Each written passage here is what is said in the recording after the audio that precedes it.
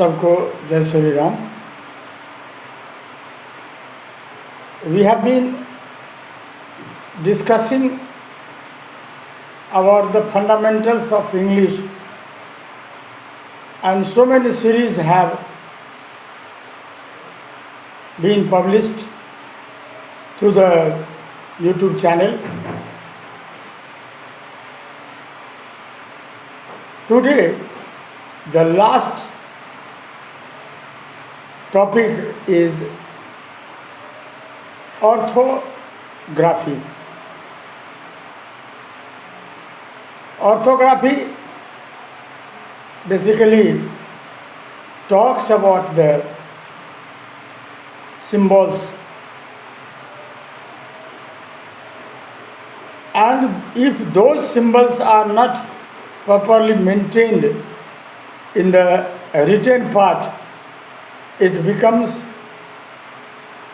a difficult point to understand whatever we say, we write.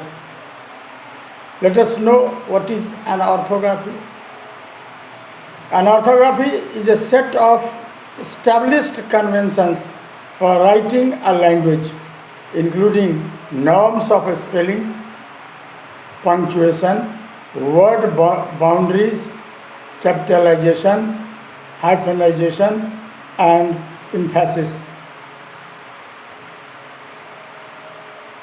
We realize that the English language has been adopting, assimilating words from different languages of the world, and with the help of this sea of word power has grown in the English language. It is our duty to understand all those things in particular. Almost all national and international languages have an established writing system that has undergone substantial standardization. सब language में ऐसा पाया जाता है और हम लोग adopt करते हैं, संस्कृत से इंग्लिश में, इंग्लिश से कुछ शब्द संस्कृत में भी जाते हैं, और विदेशी शब्द जो संस्कृत में है या हिंदी में है वो सब बताते हैं कि वर्ड कैसे ऊपर नीचे हो रहे हैं, कैसे हम नई स्थिति दिखा रहे हैं. दस orthography describes or defines the symbols and use that is used in writing also, and the conventions that regulate their use. The concept of orthography comes from the Greek language. The word orthos means right or true, and graphein means to write. यानी लिखना और कैसे लिखना, ये Greek word का Greek term है orthography, और उसी से बना है. The phenomenon was not in vogue until the printing press was established in the 15th century. 15वां सेंचुरी से पहले प्रिंटिंग प्रेस नहीं था, इसलिए ऑर्थोग्राफी को फॉलो नहीं किया जाता था.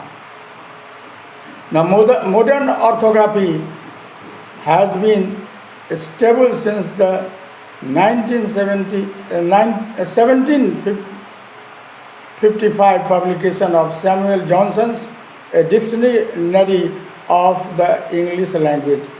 और इसके माध्यम से हम लोग बहुत कुछ जानने की चेष्टा करते हैं.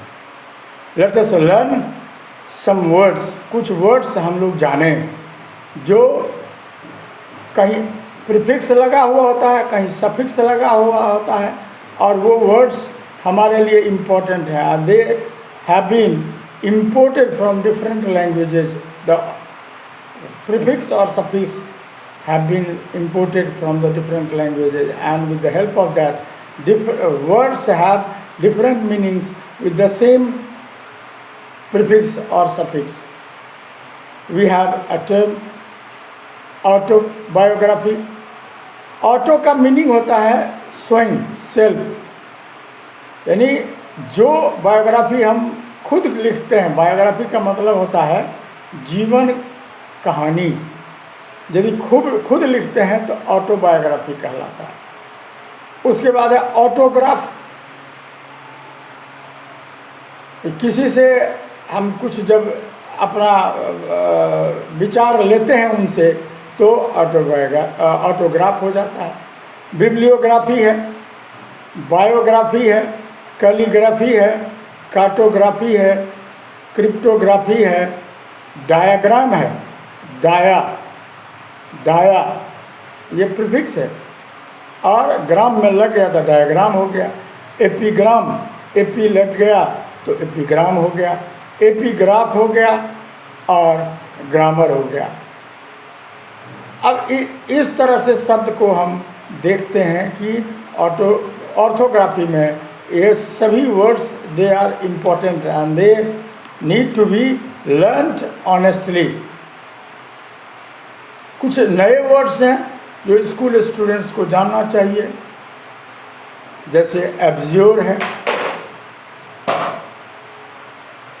एब्रोगेट है, एब्स्टेमियस है, एक्यूमेन है, ऑस्पिशस है, सरकम लोक्यूशन है, सरकम नेविगेट है, डिफरेंट है, इनफ्रेंचाइज है,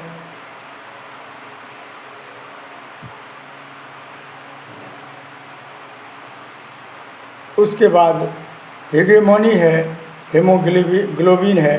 तो इस प्रकार से शब्द हमारे सामने में आते हैं और उन शब्दों की जानकारी हमें होनी चाहिए। स्पेलिंग भी सही होना चाहिए। यदि ये स्पेलिंग सही नहीं होगा तो हम एरर कर जाएंगे। उसके बाद कुछ और वर्ड्स हैं जो हमारे लिए यूज़फुल हैं, जैसे कॉनोटेशन है, डेफिनीशन है, डिनोटेशन है, लेक्सिकोग्राफर है, लिंग्विस्टिक्स है, फिलोलॉजी है, फोनेटिक्स है, सेमेंटिक्स है, सिंटैक्स है, सेमियोटिक्स है। इस प्रकार ऐसे ऐसे शब्द हमारे सामने आते हैं। I hope this information will help you a lot, and while writing something the spelling is important, the knowledge of prefix and suffix, all these things are important to be known, otherwise we will commit series of mistakes and our writing may be erroneous.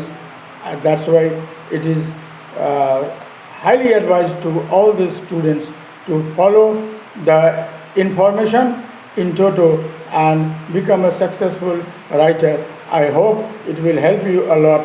Thank you.